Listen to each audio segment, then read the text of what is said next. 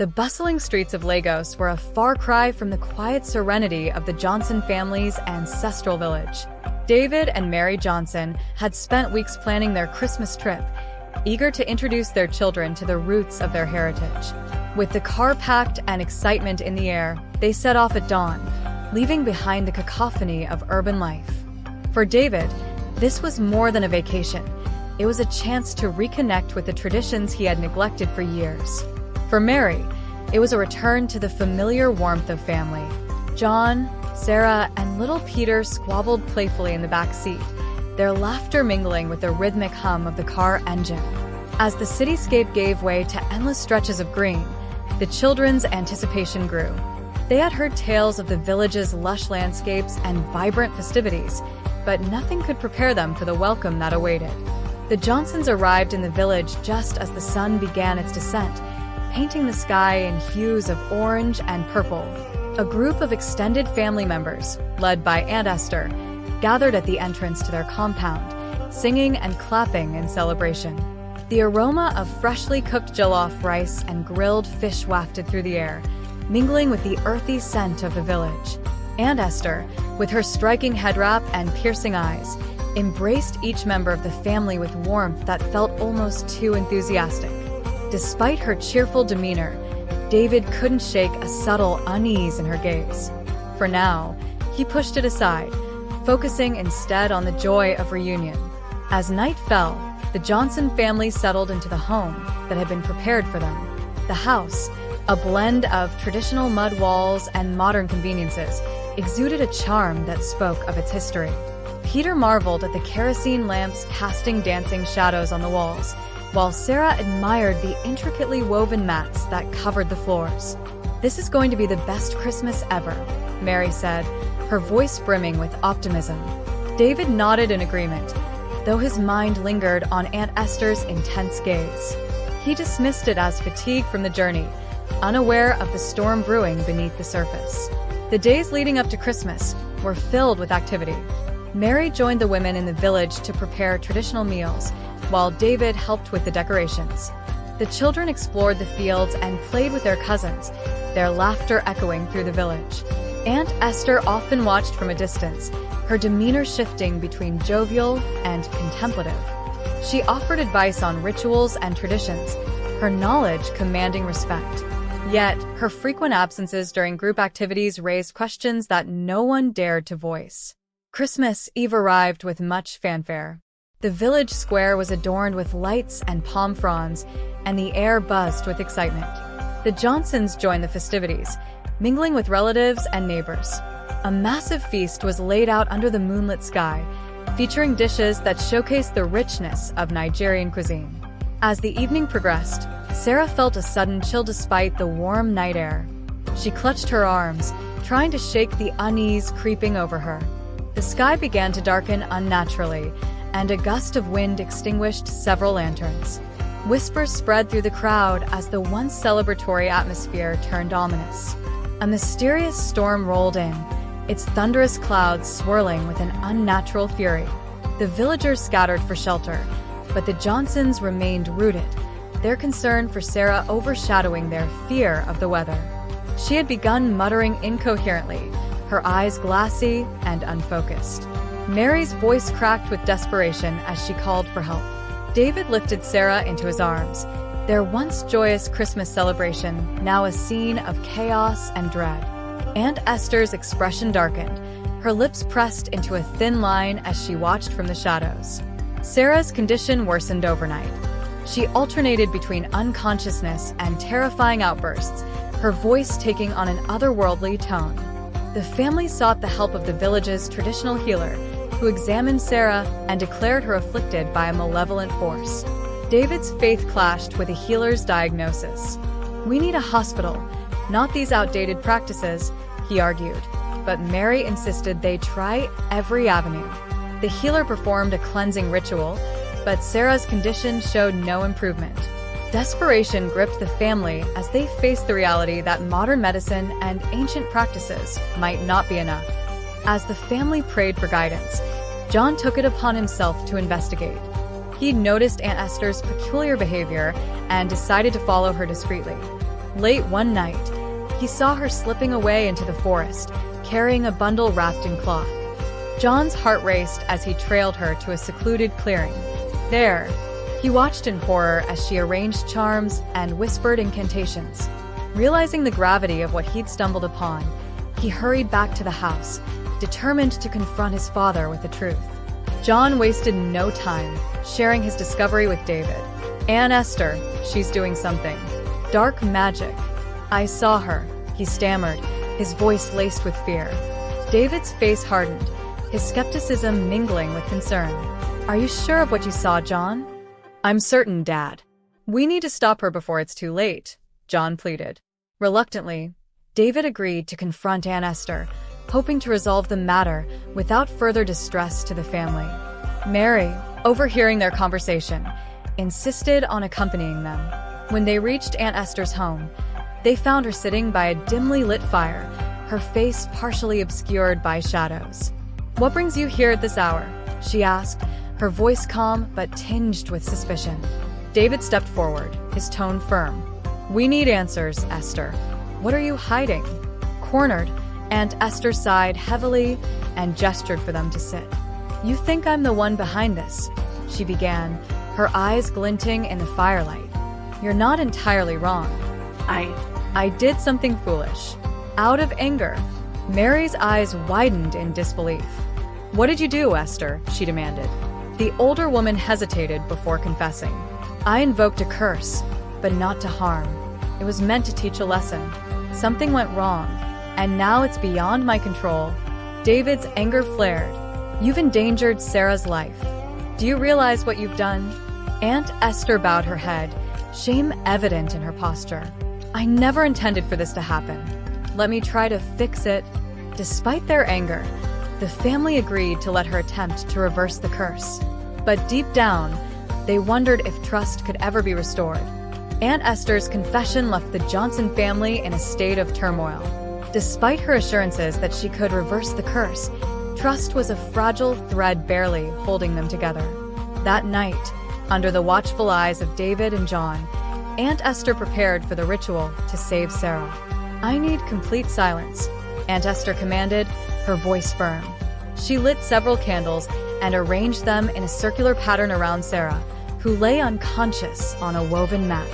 A mixture of herbs and ashes was sprinkled into a clay bowl, emitting an acrid smoke as she began chanting in a language neither David nor John understood.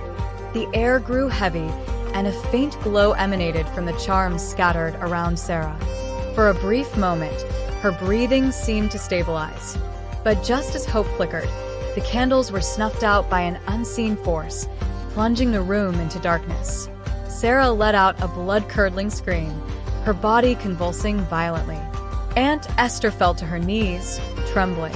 It's too strong, she whispered. I can't do this alone.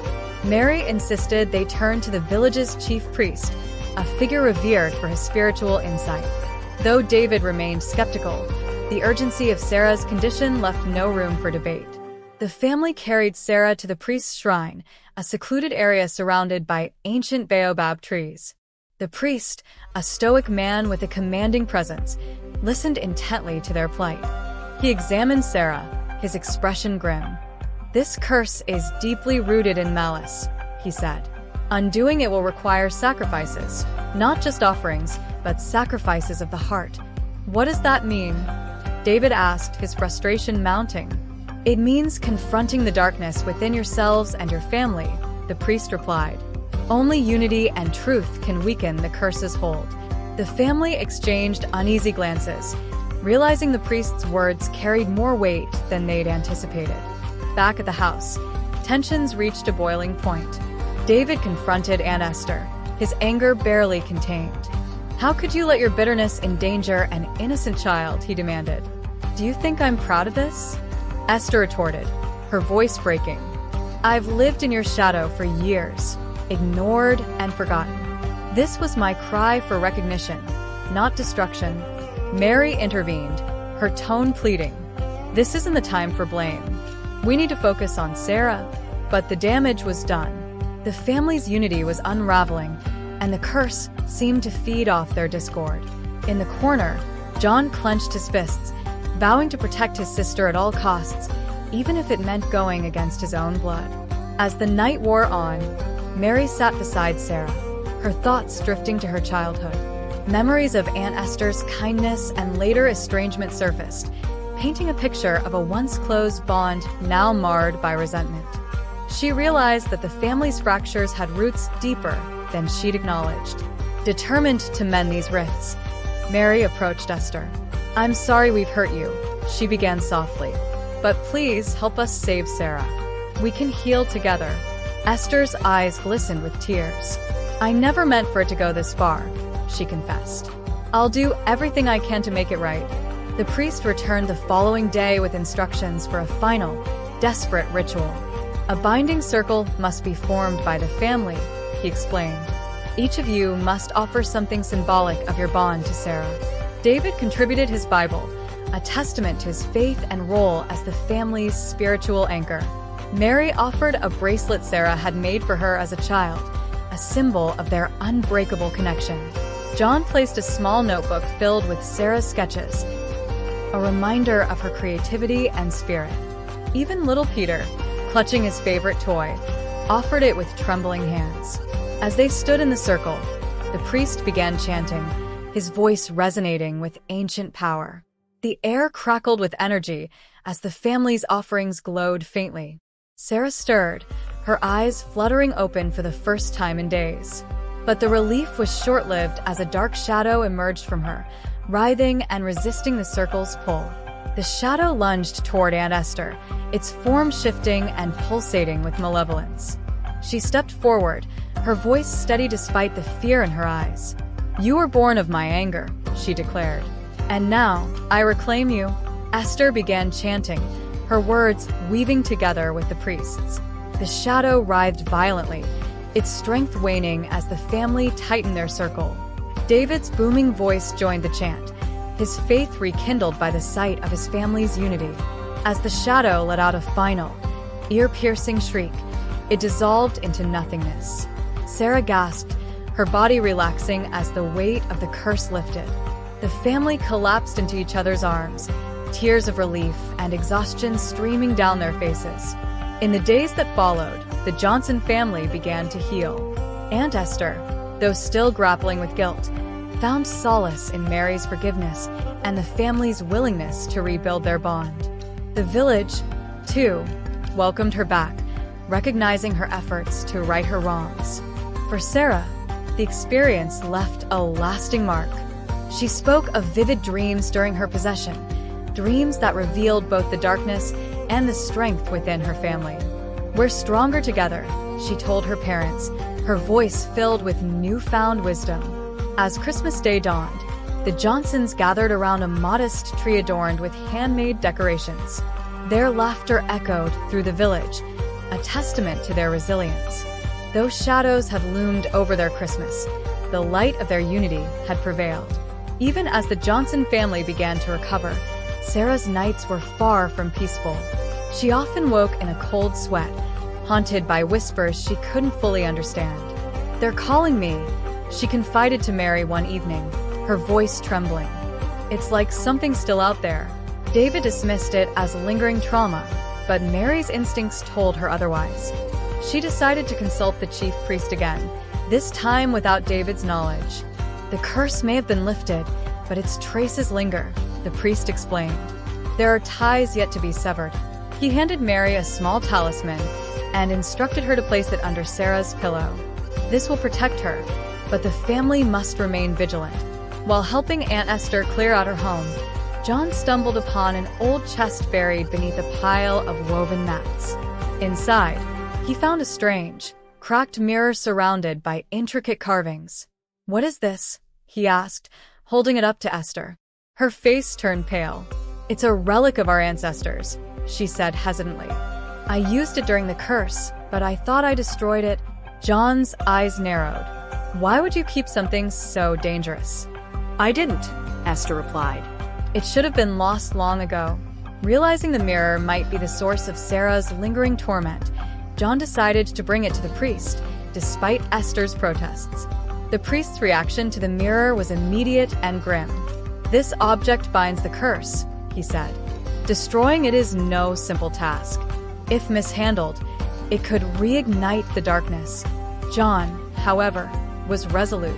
"We can't let it exist," he said. "Not after what it's done to Sarah." The priest warned him to wait until the family could perform a cleansing ritual, but impatience got the better of John. Late that night, he took the mirror into the forest, intent on smashing it.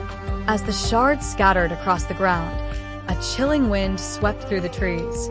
John's triumph was short-lived as a guttural growl echoed in the distance. He realized too late that he had unleashed something far worse. The following morning, Sarah's condition took a sudden turn for the worse. Her eyes, once filled with life, now seemed clouded and distant.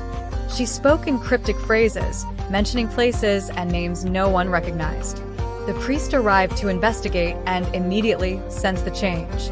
"The mirror was a vessel," he said gravely. "By breaking it, you've released its contents."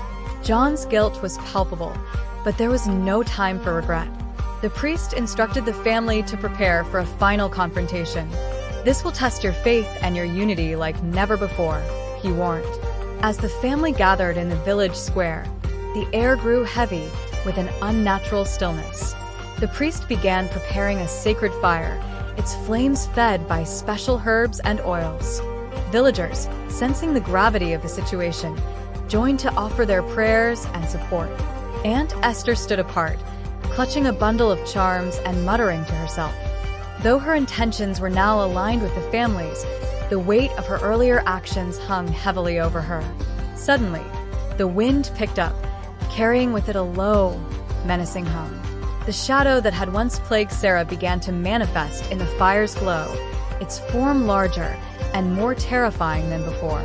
"Hold the circle," the priest commanded as the shadow lunged toward them. Each family member tightened their grip on the hands beside them, their fear giving way to determination. David began to pray aloud, his voice cutting through the chaos. Mary followed, her words blending faith and tradition into a powerful plea. Even Peter, his small voice trembling, joined in, repeating the prayers he'd heard from his parents. The shadow recoiled, its form flickering, but it was not yet defeated. It turned its gaze to Aunt Esther, who stood frozen in place. Realizing the shadow's focus, Aunt Esther stepped forward, her hands trembling but her resolve firm. "I'm the one you want," she said, her voice steady. "I'll make this right." She began to chant, drawing on every ounce of her remaining strength. The charms in her hands glowed faintly, their light growing as her voice gained power. The shadow howled, its form shrinking as it was drawn toward her. "Esther, no," Mary cried, reaching out to stop her. But Esther shook her head. "This is my burden," she said softly. "Let me bear it." With a final, piercing scream, the shadow vanished into the light, leaving Esther collapsed but alive. The family rushed to her side, their tears a mix of relief and sorrow. The morning after the ritual, the village awoke to a renewed sense of peace. Sarah, though weak, was alert and smiling. "It's over," she whispered as Mary held her close. David thanked the priest, whose guidance had been instrumental. "Your family's strength saved you," the priest said. "Never forget the power of unity." Aunt Esther, though visibly weakened, found solace in the family's forgiveness. She promised to dedicate her remaining years to healing and mending the bonds she had once broken. As Christmas Day arrived, the Johnsons celebrated with a humility and gratitude they had never known. The shadows that had loomed over them were gone, replaced by the light of understanding and love. Their ancestral village, once a place of pain and secrets, had become a symbol of resilience and hope. As the family basked in the newfound serenity, they began to rebuild their relationships with one another and the village. David and Mary focused on repairing the trust that had frayed during their ordeal. John, racked with guilt over breaking the mirror, vowed to be more thoughtful and patient. Meanwhile, Sarah's recovery was slow but steady. She often sat with Aunt Esther, listening to stories of their ancestors. "We're more alike than I thought," Sarah confessed one day. "Both of us got caught in something bigger than ourselves, Esther smiled weakly.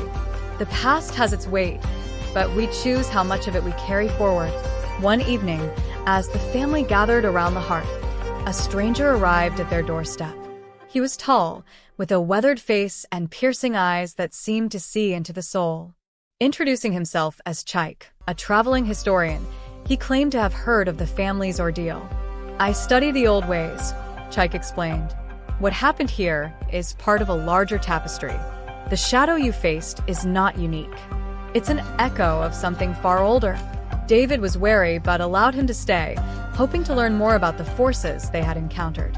Chaik's presence would prove both enlightening and unsettling. Chaik spent his days poring over Esther's relics and speaking with the village elders. One afternoon, he gathered the family to share his findings. The shadow was a guardian, he revealed, bound to protect something sacred. When the mirror was broken, its purpose was lost, and it lashed out. Mary's brow furrowed. "Protect what?" Chaik hesitated. "A hidden sanctuary," he said. "Its location has been lost to time, but it's said to hold immense power. Power that can heal or destroy." The revelation left the family both intrigued and uneasy. Had their actions disturbed something even greater? Despite the lingering questions, life in the village began to flourish. The crops, long plagued by poor yields, grew abundant. The river, once sluggish, now ran clear and full. Villagers whispered of blessings returned, crediting the Johnsons for restoring balance. Sarah, inspired by the change, took to helping in the fields and teaching the local children. "We're part of this community now," she told John. "It's not just about visiting. It's about contributing." John nodded, his skepticism giving way to admiration for his sister's resilience. "You're stronger than any of us thought," he said. Though the family embraced their new roles, Chaik's warnings lingered in the back of their minds. One night, as David prayed by the fire, he saw a flicker of movement outside. Grabbing a lantern, he ventured into the darkness. What he found chilled him, a series of strange symbols etched into the ground near their home. He hurried back to show Chaik, who examined the markings with a grave expression. "Someone's trying to awaken the shadow again," Chaik said. "This piece you found is fragile. Not everyone wants it to last." News of the markings spread quickly, stirring unease among the villagers. Some blamed the Johnsons for bringing the shadow upon them, while others defended the family, pointing to the blessings that had followed the ritual. David called for a meeting in the village square, urging unity. "We faced the darkness together," he said. "We must remain united if we are to protect what we've built." His words resonated with many, but a small faction remained skeptical. Among them was Ease, a local farmer with a deep distrust of outsiders. "The shadow is their burden," he declared. "Let them deal with it." Aunt Esther, though still recovering, sensed the growing tension. She called Sarah to her bedside one evening. "There are always those who fear what they don't understand," she said. "But fear can be a dangerous thing. It's how shadows take root." Sarah listened intently, her resolve hardening. "We won't let it happen again," she promised. "Not to this family, not to this village." Esther smiled faintly. "Then you must be the light that keeps the shadows at bay." Late one night, as the village slept, John noticed a figure standing at the edge of the forest. Grabbing a torch, he approached cautiously, but the figure melted into the shadows before he could get close. When he returned, he found a small token left behind, a carved wooden figurine resembling the shadow. Taking it to Chaik, he learned it was a warning, a sign that someone was indeed trying to rekindle the darkness. "Whoever it is," Chaik said, "they're close, and they're watching." Determined to uncover the truth, the family began to investigate. They spoke to villagers, pieced together old stories, and retraced their steps from the night of the ritual. Mary's intuition led her to a secluded part of the forest where she found an abandoned hut. Inside were more symbols, along with a journal filled with cryptic notes. The handwriting was unfamiliar, but the intent was clear. Someone sought to harness the shadow's power for themselves.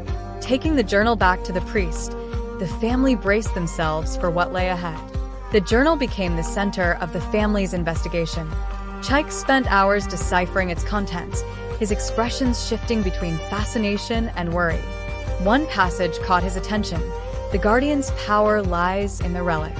To control the shadow, one must find the relic and bind it anew. The relic, Chaik muttered, is the key. David frowned. But where is it? Chaik pointed to a rough map sketched in the journal. It marked a location deep in the forest, near a forgotten part of the village's ancestral land. We'll need to go there, he said, but we must be cautious. Whoever wrote this journal might be watching. The next morning, David, Chaik, and John set out for the marked location, leaving Mary and Sarah behind to safeguard the home. The forest was dense and eerily silent, the usual sounds of birds and insects replaced by a heavy stillness. It feels like the air itself is holding its breath, John whispered. As they pushed deeper, they found traces of rituals, circles of ash, burned-out candles, and animal bones. Chaik's face grew grim. Someone's been trying to awaken the Guardian for months. Finally, they reached a clearing where an ancient stone altar stood. At its base lay shards of the broken mirror. The shards shimmered faintly, as though still imbued with a fragment of the shadow's power. Chaik knelt beside them, murmuring an incantation.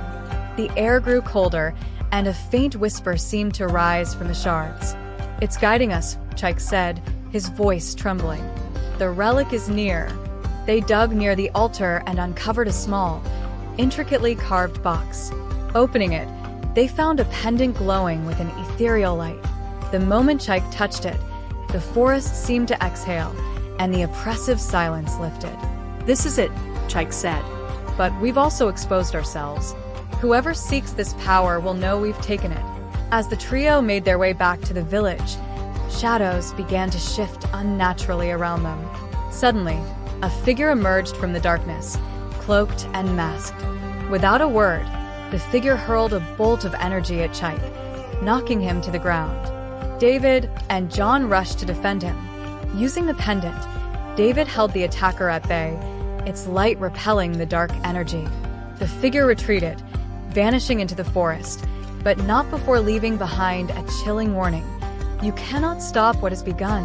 Back in the village, the news of the pendant and the attack spread quickly. While some villagers saw it as a sign of hope, others were fearful.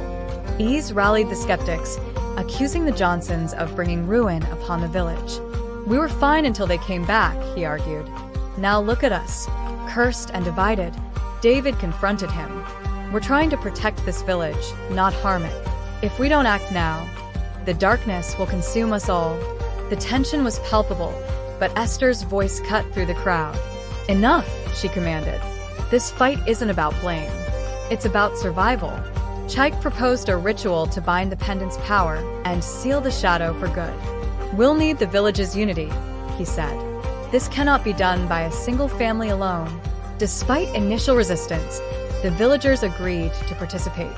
Preparations began immediately, with elders and youth alike gathering materials and learning the steps of the ritual. Sarah, now fully recovered, volunteered to play a key role. "This started with me," she said. "Let me help end it." On the night of the ritual, the village gathered around the altar.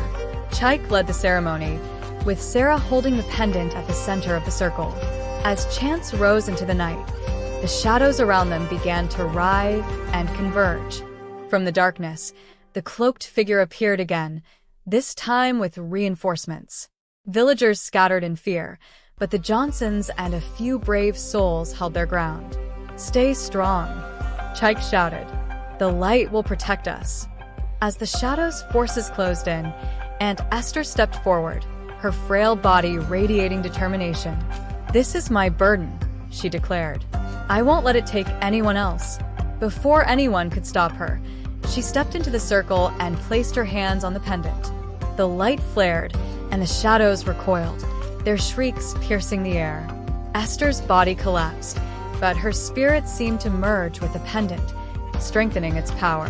With a final burst of energy, the pendant's light engulfed the clearing. The shadows dissolved, and the cloaked figure screamed in defeat before vanishing completely. The villagers stood in stunned silence as the first rays of dawn broke through the trees. Sarah cradled the pendant, tears streaming down her face. "She saved us," she whispered. David placed a hand on her shoulder. She reminded us of what true sacrifice means. In the days that followed, the village began to heal. The Johnsons, once seen as outsiders, were now embraced as part of the community. The pendant was placed in the village shrine, a symbol of their unity and resilience. Chaik prepared to leave, his work done. "You've faced the darkness and emerged stronger," he told the family. "Never forget the light within you." As Christmas Day arrived, the village celebrated with a renewed sense of joy and togetherness. The Johnsons hosted a feast, their home filled with laughter and love. Though they would never forget the trials they faced, they knew they had gained something invaluable, a deeper understanding of their roots and the strength of their bond.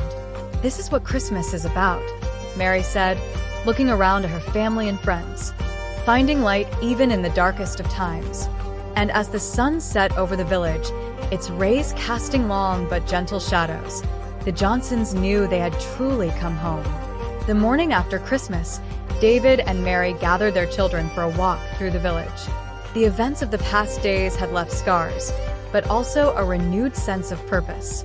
Sarah clutched the pendant, now cool to the touch but still faintly glowing, a reminder of Aunt Esther's sacrifice.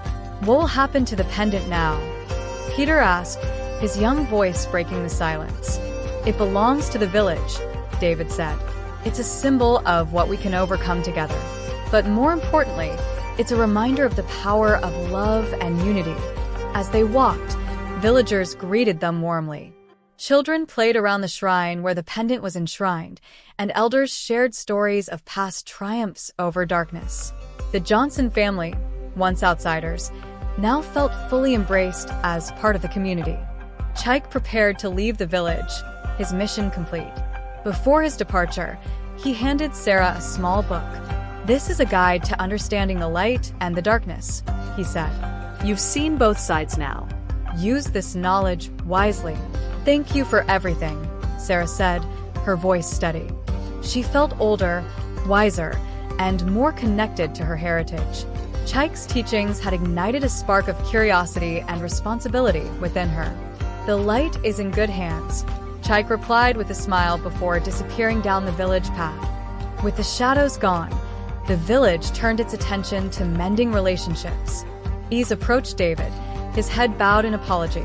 "I doubted you," he admitted, "but you stood strong when we faltered. For that, I'm grateful." David clasped his shoulder.